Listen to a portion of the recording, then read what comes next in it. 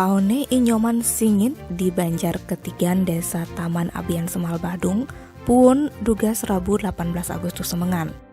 Sing ngadaane nawang paone kebakaran ulian suung di umahne. Kasih Humas Polres Badung Ibtu Ketut Sudane seizin Kapolsek Abian Semal nerangang kejadian ini awalnya dugas nyoman singit sedengnya kan nganggo jalikan sang sawetara jam sieu semengan.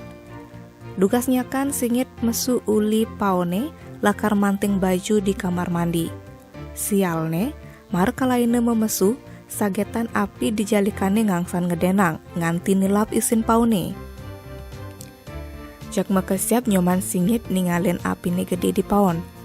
Ia lantas ngorain ni made warni ane ngoyong di umahi ento. Banjarane masih milu nulungin nyam apine apang sing ngangsan ngedenang sambil ngantiang mobil pemadam kebakarannya teke. Apine mare mati sawetara ajam di subane mobil pemadam nyiam. Agat masih tuh sing ada merembet ke bangunane ane elenan. Sing ada korban ane ngalain di kebakarannya entu. Cuma korban rugi materi nganti 60 juta rupiah. Tim Bali Express ngelaporang.